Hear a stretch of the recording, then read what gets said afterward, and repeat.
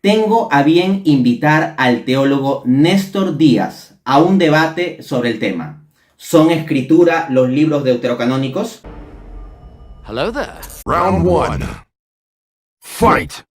Asumo el llamado especificando la sede del intercambio, exclusivamente histórico, y el objetivo validar el canon hebreo como Hebraica Veritas anterior al siglo I. La idea de canon existe mucho antes de que se fijase una lista determinada de libros. En pocas palabras, canon no solo es una mera lista de libros, sino la estructura reconocida en medio de un proceso histórico que para el Antiguo Testamento se había fijado antes de la era cristiana. La Septuaginta fue la versión griega del Antiguo Testamento y la Biblia predominantemente usada por los primeros cristianos. I want to say that is complete nonsense. No existía tal cosa como una Septuaginta determinada en esa época. Lo primero que descubrimos es que la idea de un canon alejandrino es una hipótesis tardía.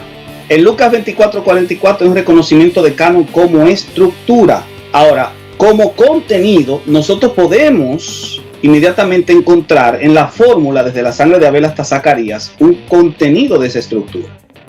Vaya, no encuentro fallas en su lógica. Esta idea de canon cerrado es más antigua que el 90 después de Cristo. Se remonta a varias décadas por lo menos. ¿Cuántas? Diga, señor Gale. 7 or 8, 9, 10? I don't know. Maybe, some preceding decades anyway.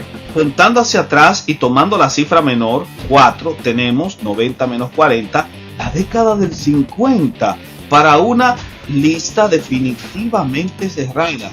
Esto sin duda es una...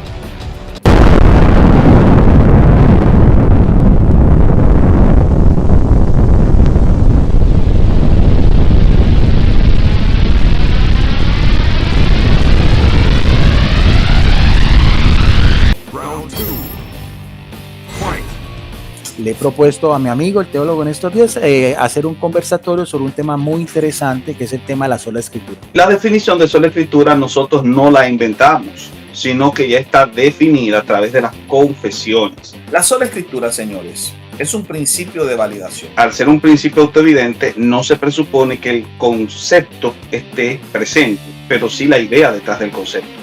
Ese principio de validación lo que trata de responder es a la pregunta de si la Biblia es la palabra de Dios. En una aplicación hermenéutica, por cuanto es regla de fe, y tiene una aplicación normativa, por cuanto es regla de conducta.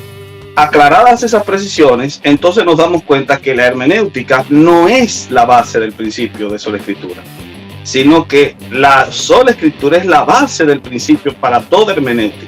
Y las bases o fundamentos sobre los cuales está sostenido este principio son la autoridad, la suficiencia y la perspicuidad. Está presente en fuentes tempranas y obviamente la respuesta otra vez es la misma. Por supuesto que sí, está en sus bases. Esta triple base que constituye la regla de sola escritura no proviene del siglo XVI.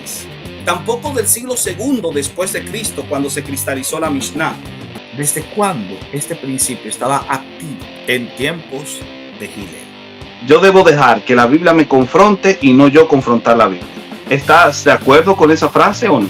Pues yo no estaría en desacuerdo con esa frase, como en la postura que le hago, ¿no? Eso se llama sola escritura. Atrapada. Round 3. Fight.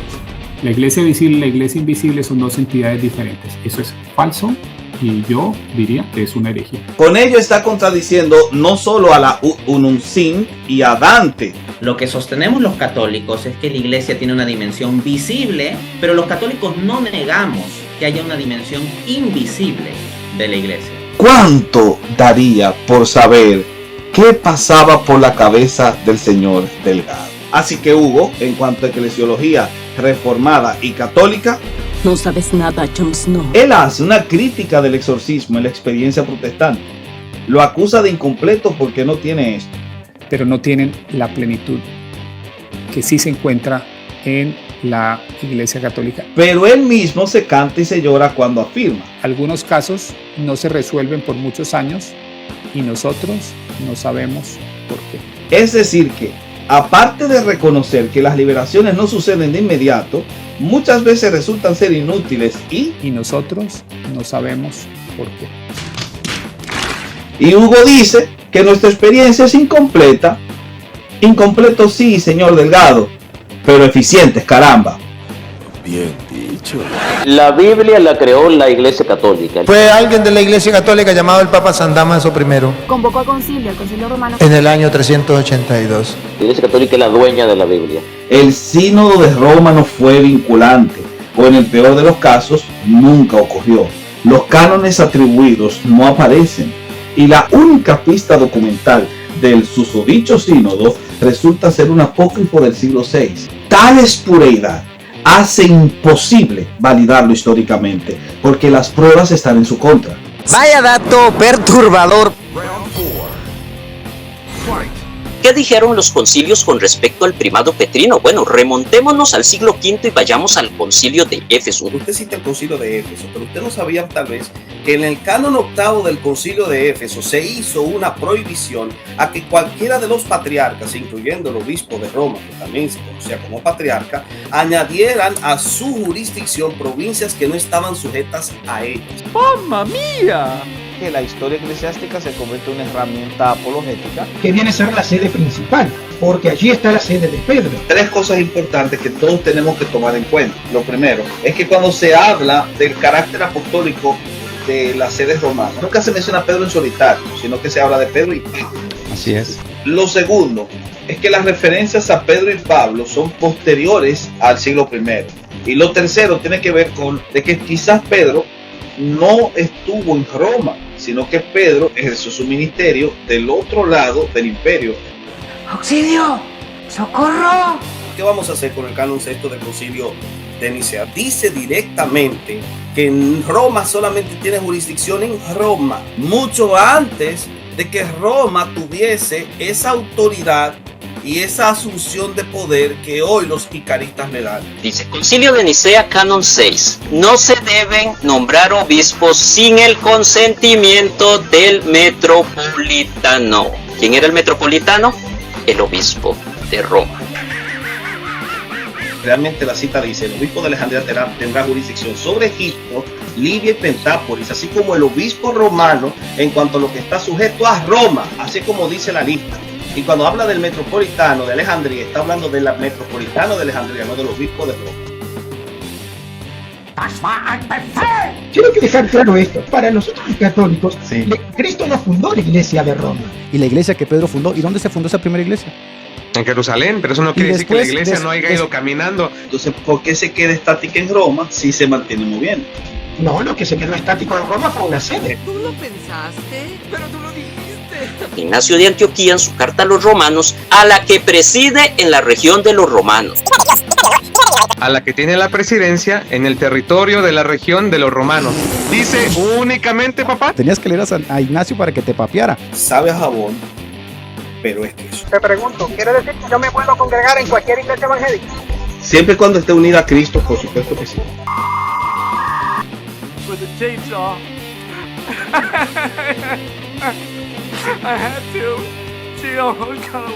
Con el premio al teólogo y escritor del año 2023, con ustedes. No solo es un tremendo defensor de la fe evangélica, pone el pecho a cualquiera y va de frente. Además es un gran escritor y teólogo. Muchos dicen que es uno de los mejores de habla hispana. El premio al teólogo y escritor del año es para Néstor Díaz. Porque como dicen,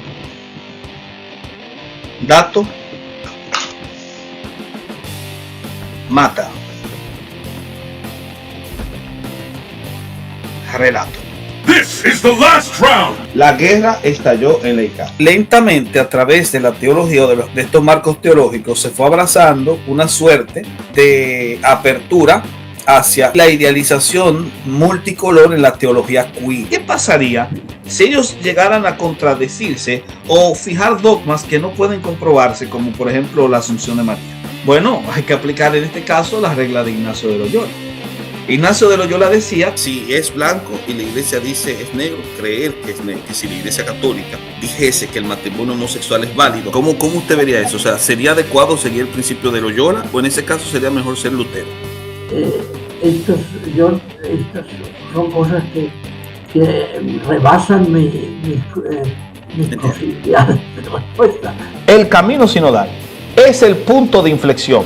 Y que viene a confirmar esto que estamos hablando sobre este proceso sinodal. ¿Tienes el documento ahí que me lo enseñe? Pero sabemos que las fiducias suplican simplemente es la punta del iceberg. De hecho, escuché hasta las más alocadas teorías. Como de que no es Francisco I que está firmando, sino alguien. Si uno va a Vatican.va, no aparece ni una sola firma del Papa Francisco. Pero nosotros hemos revisado y no aparece una firma, un garabato. El catolicismo se adecúa a los tiempos, se adecúa a las situaciones, se adecúa al momento.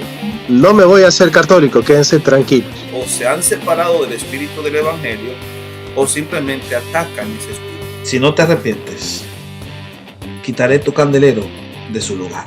La sede de Roma está bajo juicio. Si sigues ahí, todo el juicio de Dios caerá sobre ti.